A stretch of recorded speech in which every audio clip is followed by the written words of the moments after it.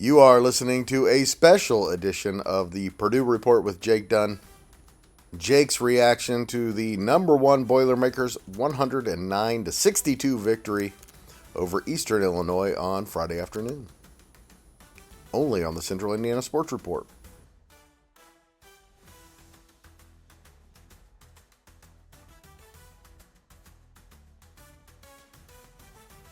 Welcome, Boilermaker fans, back to the Central Indiana Sports Report for a special edition of the Purdue Report with Jake Dunn. Jake was live on Friday for the Old Oaken Bucket, which was not fun. He was also live for top-ranked Purdue's 109-62 win over Eastern Illinois. It was a 47-point win, and Jake, it was not that close. It was close for maybe the first 6 minutes of the game. And that was only because Purdue turned the ball over. They looked a little sleepy here coming out of Thanksgiving. I did hear some people talking. They were kind of placing bets and trying to predict who would score more points, Eastern Illinois or IU football. Eastern Illinois ended up outscoring IU football by 6 points. And I think only because they scored 23 points in the last 5 minutes. And they had a couple of buzzer beaters there at the end of the shot clock a couple times, and Purdue, had that kind of at the start had some trouble turning over the ball. So I think if Purdue, doesn't come out as sluggish, I think IU football ends up outscoring Eastern Illinois. So the score was 23-21, 10 minutes into the first half, and then with 5 minutes to go in the game, Eastern Illinois had 39 points. So they scored 18 points in 20 minutes there. Rebounding was pretty dominant once again. Eastern Illinois' first rebound of the game came at the 11-minute, 19-second mark of the first half. That's a pretty good stat to hear. Obviously keep in mind that Illinois is probably the worst team that Purdue has played at least in the take out UND in the exhibition, but the regular season probably the worst team that they'll play. But the first half margin on the glass was 16-2. The final margin was 37-17 in total rebounds. So did a really good job on the boards. Daniel Jacobson did a great job on the board and blocking shots as well and scoring. I mean, he was did really well, and we'll talk about that here in a minute. But I think take out those. Let's see, Purdue opened with 9 turnovers in the first 11 minutes, and that gifted Eastern Illinois 15 of its first 28 first half points. So Purdue was kind of gift wrapping them some points there and letting them score pretty easy. But during the 19-minute stretch when there was no turnovers, Purdue outscored Eastern Illinois 65-18. Largest lead was 93-37. 6 minutes and 55 seconds to go in the second half. And again, in Illinois, we didn't learn much from the game, but my biggest takeaway from it, Jake, was how hard they played the whole game, even up 30, 40 points. Every single guy was putting in max effort. Absolutely. We saw Aaron Fine, one of the walk-ins, I think, came in with 5 or 6 minutes left in the game. He played hard. Some of the other walk-ons came in a few minutes later and played pretty hard as well. People diving on the ground, still going for steals and stuff. I was impressed with how well they played, especially after kind of the sleepy start they got off to.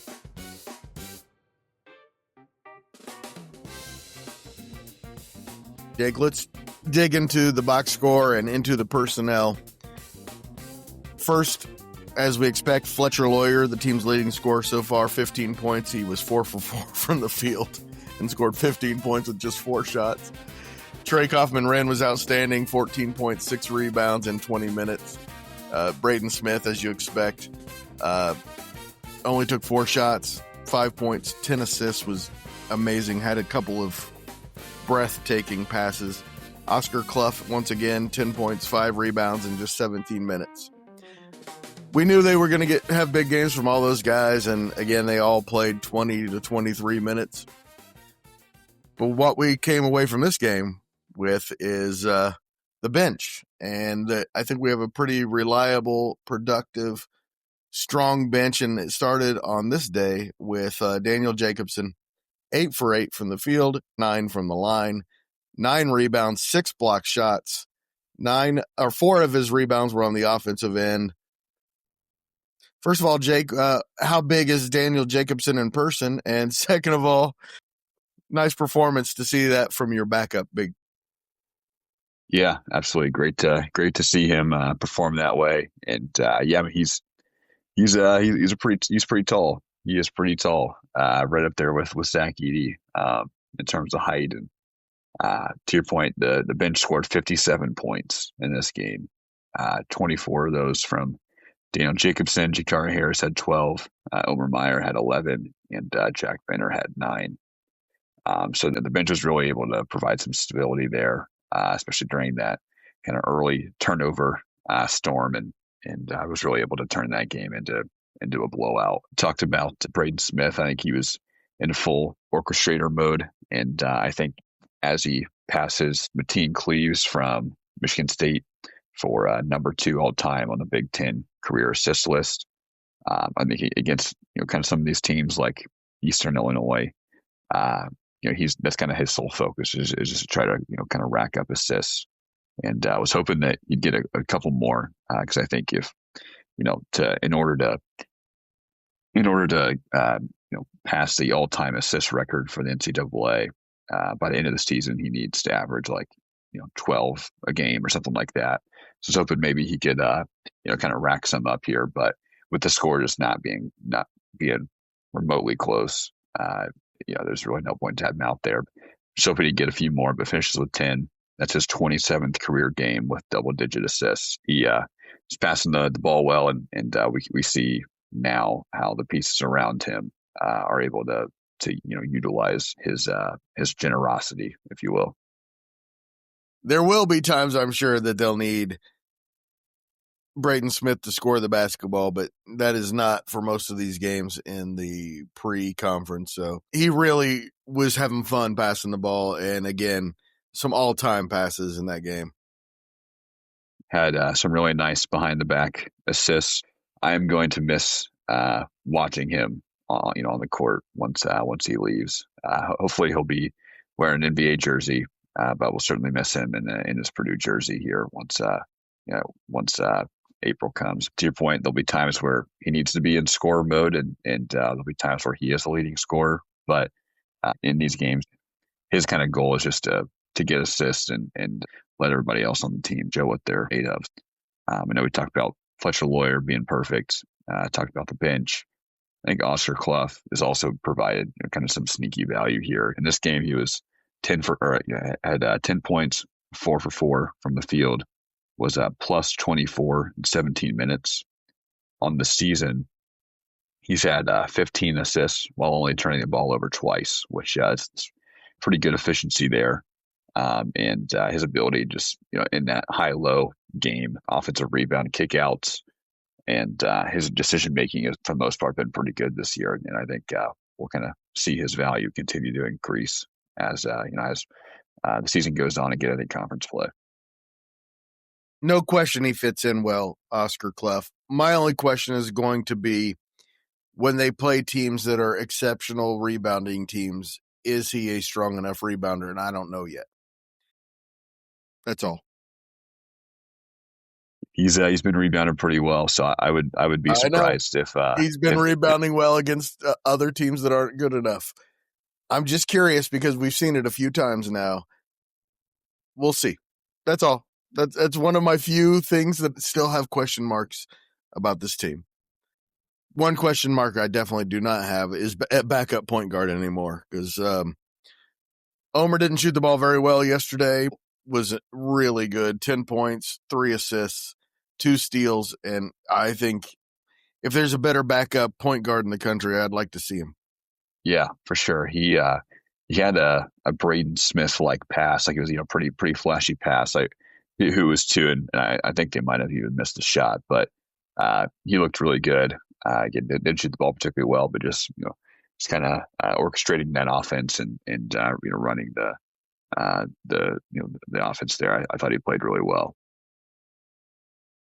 And Jack Benter, I did not expect him after redshirting last year to come in and contribute to the number one team in the country, and he's clearly good enough to do that. Yeah, he had a couple deep threes that I was pretty surprised he even shot. But I guess when you're up as much as you were against Eastern Illinois, I guess you can kind of have a little more of a leash there. He had some nice deep threes. Almost had a poster. That was pretty surprising to see him trying to get up for that. He's played really well, and looking ahead here at upcoming trip on Tuesday to Rutgers, a place where Purdue has kind of struggled historically. I think the team is going to expect the best from Rutgers, and we've mentioned before that Rutgers is a team that lost to Central Connecticut State at home, so they've had some early season struggles, but we can fully expect the target to be on Purdue's back all season, especially against a team like Rutgers, who if they want any shot of getting into the NCAA tournament, they need to win a game like this. So to your point about the bench and Jack Benter, really gonna hopefully have a similar performance from them here on Tuesday, and hopefully Purdue can walk out of a win pretty easy.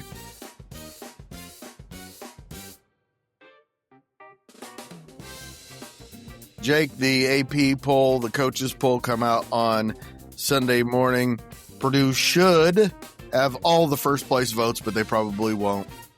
Arizona and Duke will be second and third. I think Duke kind of struggled a little bit there against Arkansas. They ended up winning the game, but I would think Purdue should still have most of the first place votes there. I think they should have all of them. I think anybody who's watched college basketball, Arizona's been fine. It was a really nice win over Florida. I think Florida isn't the same Florida team as last year. It's a nice 4-point win over UCLA, nice 4-point win over UConn. But if you've watched Purdue play against Alabama or Texas Tech, there's no doubt who's number one. Come on.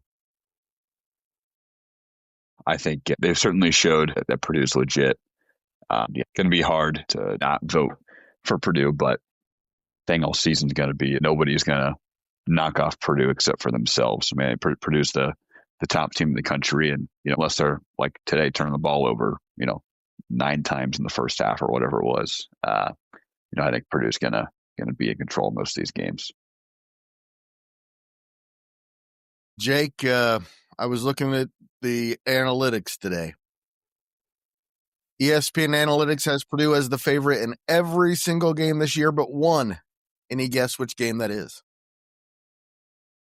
I know UCLA has lost a couple games here, so I don't think it'd be that. It says Purdue has a 54% chance to beat UCLA. Okay.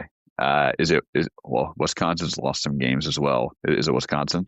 It is not Wisconsin. It says Purdue has a 58% chance to beat Wisconsin. Wow. Okay. Is it IU? It is January 27th at IU, the only game that they will not be favored all year.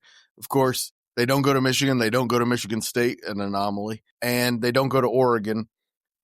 USC 63.4% chance on the road. And then at Maryland, it says they have a 74% chance on the road. The next closest game on the schedule, Jake, is December 6th against Iowa State at home. It says Purdue has a 55.5% chance of winning that one. Wow. I know Iowa State's look good, but I would certainly think it'd be a little more than 55%, being in Mackey. But I was stunned when I saw it. Yeah. Right now, 55.5 for Purdue, 44.5% chance for Iowa State at Mackey Arena. Wow. Yeah, I know, especially with TJ Lipsey. He's been out with a groin injury. He probably play against Purdue, but especially with him being out and being hurt, I would certainly think that would factor some into that into those analytics there. But yeah, I would certainly think they'd have more than a 55% chance to win at home. That makes me wonder if even having Purdue going 30-1, if maybe the analytics still are underrating Purdue a little bit. I don't know, because Iowa State's good. They're not that good. As you mentioned, though, and most importantly, on Tuesday, Purdue is at Rutgers to open the Big Ten, and then Minnesota at home on the 10th. So 3 pretty big games there. And then coming off of those 2 Big Ten games, of course, they have the little couple of Big Ten games, and then they go back to the non-conference schedule. The next 2 games are Marquette and Auburn. So big December for the Boilermakers. Hoping they can go into the new year 13-0.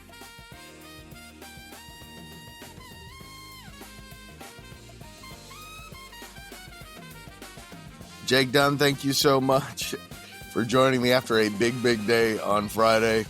A big, fun basketball win, and then I'm guessing a not quite as fun football game. If you want to hear Jake's reaction to Purdue's 56-3 loss to Indiana, we released that a little earlier on Saturday. Go check that out. We also got the IU guys' reaction. And they talked a lot about Purdue as well and where the program is. Everybody go check that out. And thank you so much for listening. Always appreciate it. Do us a huge favor and share this podcast with a Purdue fan in your life and help us spread the word that the Central Indiana Sports Report is talking about what Central Indiana sports fans are talking about every day. And by the way, Purdue fans have done an incredible job of sharing this podcast.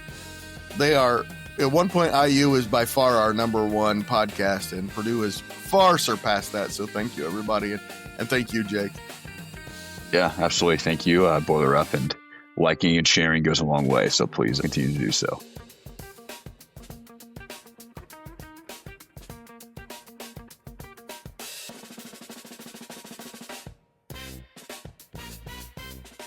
The Central Indiana Sports Report is a product of ITG Media. And I love Susie.